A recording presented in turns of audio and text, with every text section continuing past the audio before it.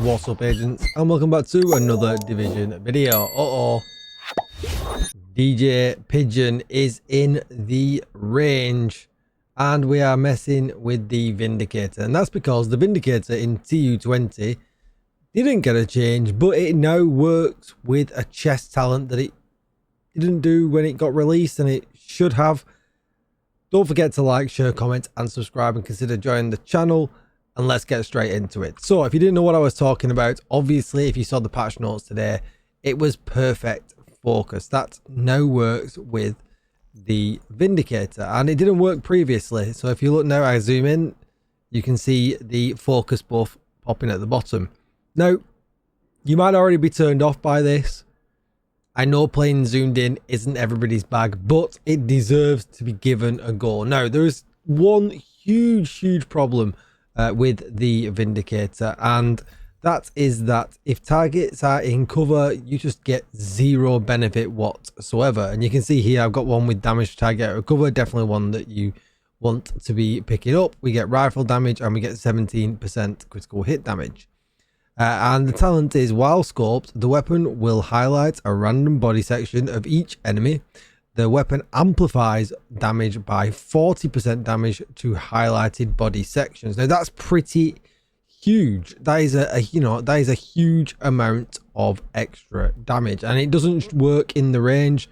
As you can see here, there is nothing green whatsoever. But let's let focus just kind of build up, and you can see as it builds up, this is a elite heroic it's set out at the moment. You know, it does some, 1.9, does some pretty hefty damage. So let's go and give it a go. Now I am just going to go to Lincoln for this. I have been trying to mix it up because people in the comments say I use Lincoln far too much. But I am going to go to Lincoln for this because we know where things spawn. And I kind of want to, there's a lot of cover here, there's a lot of these things and things like that. And I just kind of want to see what the enemy's behavior is going to be like. Now, heads up here, I am not very good at playing scoped in at all. I used to use the M1A scoped in for legendary missions. I wasn't a fan of it, but it did the job. Automatically I went for the head.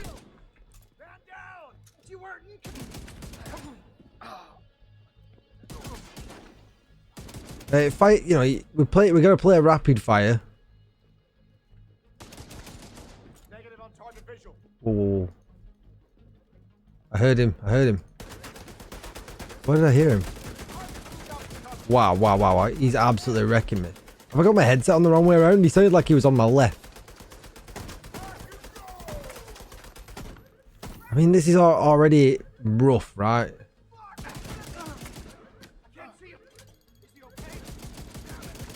The whole leg thing really puts me off this gun. I think I've got my headset on the wrong way. Everything sounds the opposite direction to where I'm being fired from.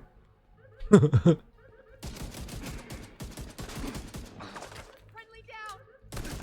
that was his head. It was just as quick just to... It's just as quick just to shoot him in the body as it was anything else. So let's just give it another go. Don't feel like we've given it enough of a go yet, because as well, like I said previously, I'm not that great at playing scoped in. So I would, if you do play scoped in, if you're a player that plays scoped in, I'm definitely interested in hearing what you think down below in the comments.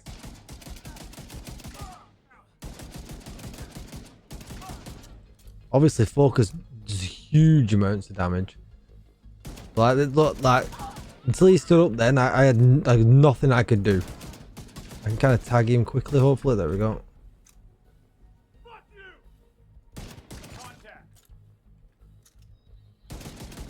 See, look there now. I can't shoot his legs at all. I've got so many things. I'm just getting no talent bonus then. At all. It does the job. Is it uncomfortable and weird? Yes.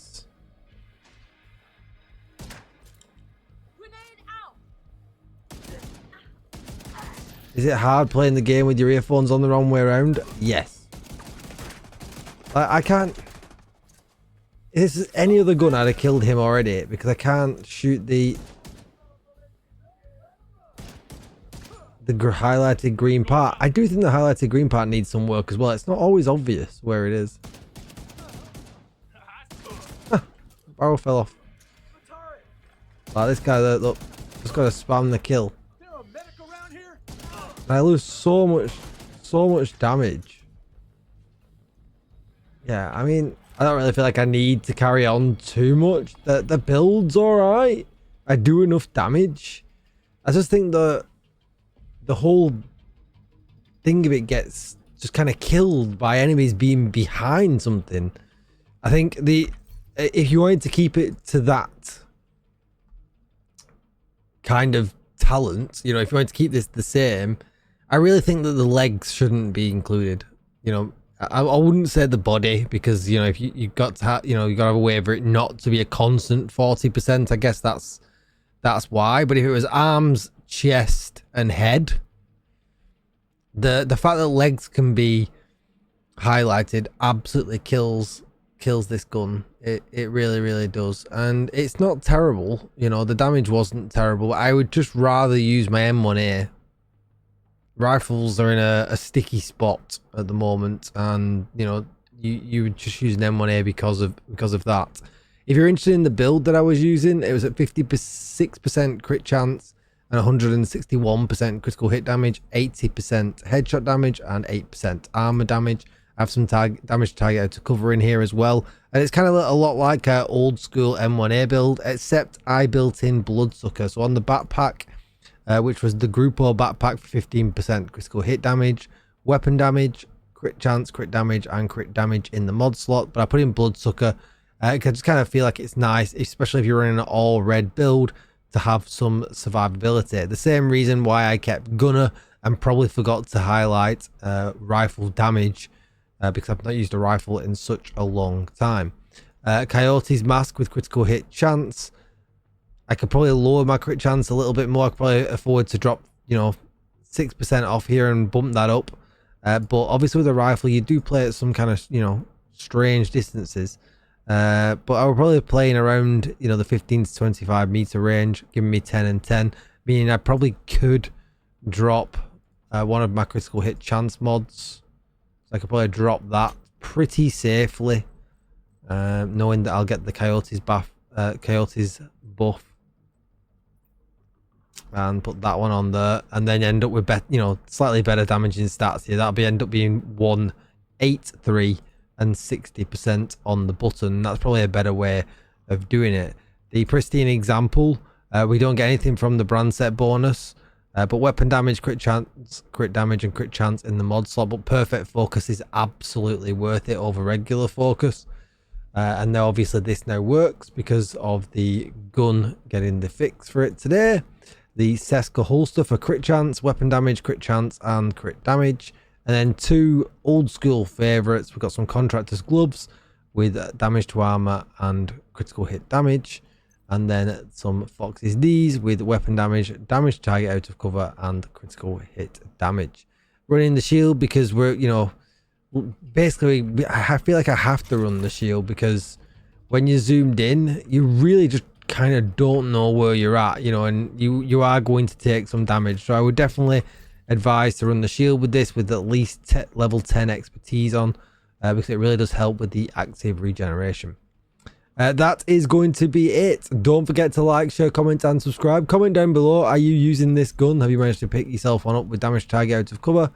And if you are, let me know what build you're using it with. And yeah, like, share, comment, subscribe, and I'll see you in the next one. Goodbye, agents.